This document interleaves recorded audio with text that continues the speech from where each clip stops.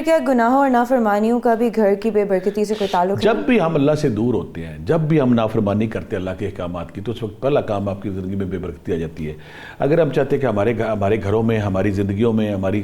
کاروبار میں، ہمارے معاملات میں، ہماری ریلیشن شپ میں، لیکن میں اکثر کہتا ہوتا ہوں کہ جب آپ ایک نارمل لائف گزار رہے ہیں، لیکن جب اپنی ٹیلنٹ، اپنی صلاحیتوں سے ہٹ کے نیچے چیزیں ہونی شروع آ جائیں، ہرڈل آنی شروع ہو جائے، رکاوٹ آنی شروع ہو جائے، لڑائی بلا وجہ لوگ آپ کے ساتھ لڑنا شروع ہو جائے، آپ روڈ پہ نکلے بندے لڑ رہے ہیں آپ سے، گھر بیٹھے بندے لڑ رہے ہیں آپ سے، تو آپ سمجھ سکتے ہیں کہ پھر آپ فوری طور پہ بیٹا یہاں پہ دو چیزیں ہیں۔ جو جاہل بندہ ہوتا ہے نا، جب اس کی زندگی میں کوئی مشکل آتی ہے، کوئی پریشانی ہوتی ہے، وہ فوری طور پہ نا اپنی گن نکالتا ہے تنقید کی، وہ کہتا ہے تیرا قصور، تیرا قصور، تیرا قصور، دائیں بائیں لوگوں بلیم گیم جلدی اسٹارٹ ہو جاتی ہے، لڑائی جھگڑے شروع کرتا ہے۔ سمجھدار بندہ پتہ کرتا ہے، سمجھدار کرتا ہے کہ اگر یہ پرابلم آ گئی ہے، جھگڑا ہو رہا ہے، گھر میں کوئی مسئلہ آ گیا، اس میں میں کیا رول ادا کروں، اس میں پازیٹیوٹی آ جائے ایک، یا وہ کہتا ہے کہ میرا اس میں کیا رول ہے۔ ایک بندہ ختم کر رہا ہوتا ہے، دوسرا بندہ بڑھا رہا ہوتا ہے۔ سمجھدار عقل مند بندہ اپنا محاسبہ کر کے اپنی غلطیاں دور کرتا ہے، تو اس سے گھر میں نا برکت آ جاتی ہے،